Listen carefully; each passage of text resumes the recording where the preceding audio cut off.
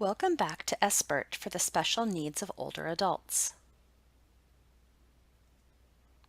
Today we're going to take an in-depth look at the steps in the brief intervention, practice how to do that, and also review resources for making a referral to specialty care if needed.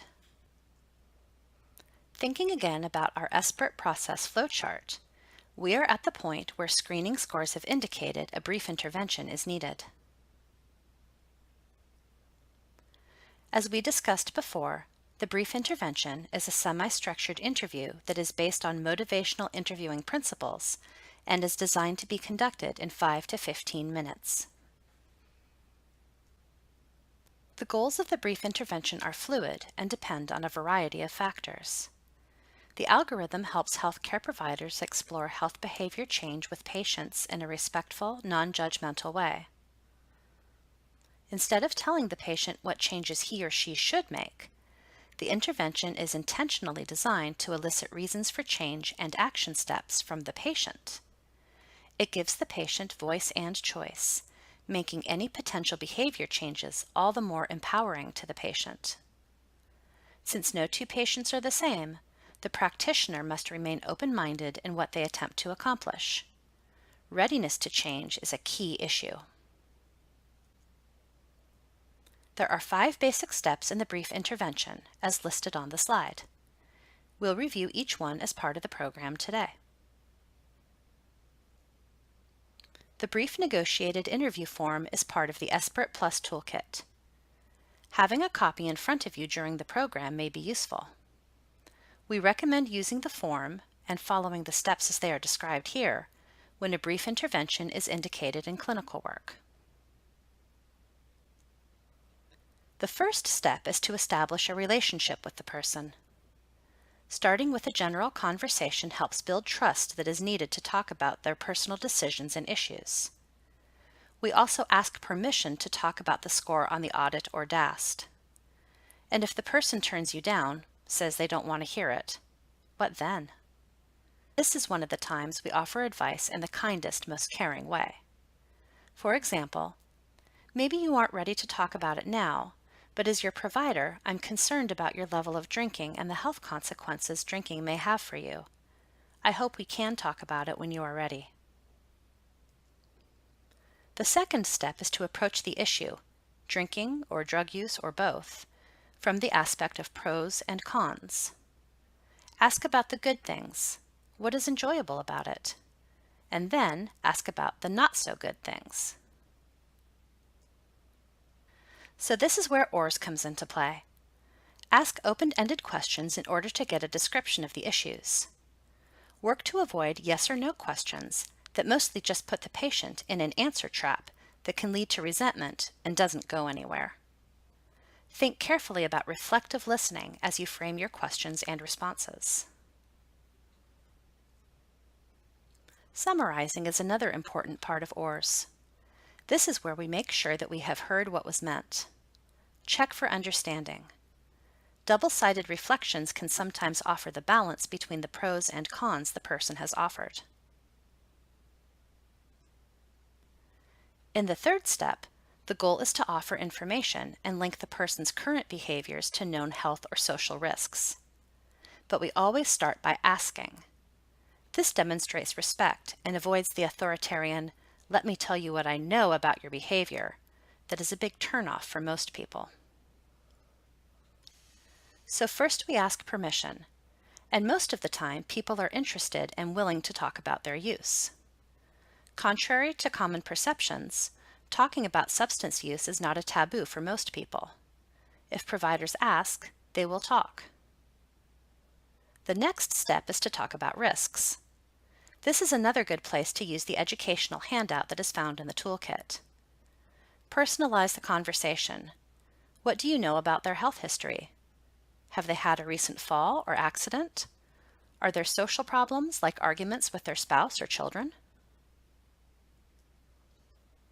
And as we talk about complications or risks that apply to the person, we ask for their point of view. What are your thoughts about that?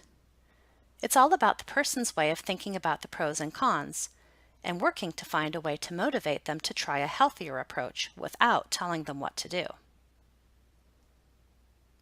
The fourth step is to think about the person's readiness to change. We use a ruler to do this, with ratings that range from 1 being not at all ready to 10 being extremely ready. As the slide says, we rate readiness, but also the importance to the person and their confidence to make changes. Pain scales are a good example of how the readiness ruler works and may be familiar to the older person. Also, remember that there is a sample ruler on the left side of the patient education handout. If the score is a 1 or a 2, that often signals the person isn't ready, and it may be best to pause and review the issue again later. But if the score is 3 or higher, reinforce the score, and then ask, why not lower? This may seem contrary, but it helps the person identify what is in favor of making changes. What helps them be a 3, or a 5, or a 7? The fifth step is to negotiate a plan for doing something different. The ideas need to come from the person, not the provider. This is perhaps the hardest part for lots of helpers who are quick to jump in and offer conclusions. Instead of offering advice or guidance, which is the tendency for most providers, go back to open-ended questions. What might the person try to do differently? What options are available? Be sure to reinforce strengths based on what you know. This is the A, or affirmations, in the ORS approach. We can also help the person think about who or what is available to help support changes they are willing to make. Writing the plan down for the person is a nice gesture. And we can offer ideas if they are interested in hearing about them. But ask. When the conversation is done, be sure to thank the person for exploring the issue and options with you. Throughout the brief intervention, we use the skills that are the foundation of motivational interviewing. This takes practice and can be difficult for helpers who are either used to solving problems for people or being the kind of expert that is unconcerned with the person's view of their life and choices and options. The brief intervention gives providers a structure to follow, but the success relies on the skills, abilities, and heart of the person doing the interview, you. Your compassion, care, and interest in the person is critical. Your willingness to learn without judging and ask for permission to talk about what you know makes all the difference. And as we noted in the beginning, the process is fluid. No two people are alike, so no two brief interventions will likely be the same. As before, the brief negotiated interview form that is located in the toolkit is designed for use in daily practice. Let's stop and try using the brief negotiated interview, or BNI form, in a role play. There are 2 cases, Sally and Sharon, and an observer rating scale in the materials provided with this program. The BNI form is in the toolkit. The person who uses the brief intervention is only given the first page of the case study that has the audit or DAST scores and very basic information about the person, her age, and the presenting problem. The person playing Sally or Sharon is given both sheets about the case. The third person acts as an observer that listens but doesn't comment until the end. Go through the steps in the BNI form to practice how this works. Keep the time to less than 15 minutes, then discuss what other options or approaches might have been used and how it felt being the patient or provider. Then take a turn in a different role. Let's think some more about referrals for specialty treatment. Using Sally, our case study, as an example, what if she would benefit from treatment by a substance use specialist? What then? Although making a referral to specialty care won't be a common event for providers working with older adults, being ready is important. Taking time ahead of time to explore resources is essential. One set of questions relates to the best ways to engage and guide the person in a conversation about specialty care. Another set of questions about your follow-up with the person is equally, if not more important. The odds are generally against older adults getting substance use treatment in traditional settings and services. That makes your follow-up really important. Just like there is no one way to conduct the brief intervention, there isn't one best way to make a referral to treatment for specialty substance care. Being prepared is really the key.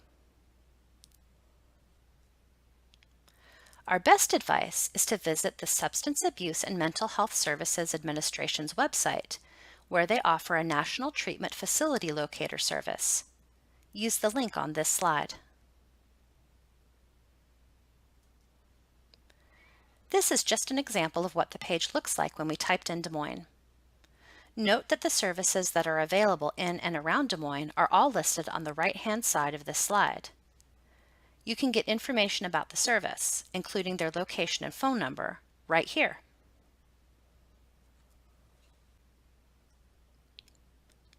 And you can also visualize the services available using a map option. They have worked hard to make this treatment locator useful. Please know that any community or zip code can be searched, including ones in sparsely populated rural areas. The program will give you information about the closest service, even if one isn't in the town or community where you and your client are located. Knowing the service options in your area can help you avoid common mistakes, as noted on the slide. As before, taking the person's interest, needs, and resources into consideration is critical. Your confidence will inspire confidence in the person and hopefully lead to better outcomes. We also can't say enough about being sensitive to the older person's issues and needs, which are often quite different from younger people. Things like travel time, costs, weather conditions, and the stigma of getting help, particularly help with drinking or drugs, may stand in the way. In summary, the best referrals are made when the person is ready. And the warmer the referral, meaning the more involved, caring, and helpful you are in guiding the process, the better. The provider's involvement in caring, particularly in following up and checking on how things are going for the person, makes a huge difference in the outcome. Going back to the beginning, we know that most providers will use the two-question pre-screen with a lot of older adults before they identify one who is using alcohol or drugs in a way that warrants using the audit or DAST. And even when those scales are used, there is a good chance the person is still low risk. However, as the baby boomer generation ages, the sheer number of older adults will increase, and along with that, the number who have used drugs and alcohol in the past. Being ready to identify and discuss risky behaviors that may very well be a reaction to late life stressors, is the key. Thanks to our funding agency for supporting this program.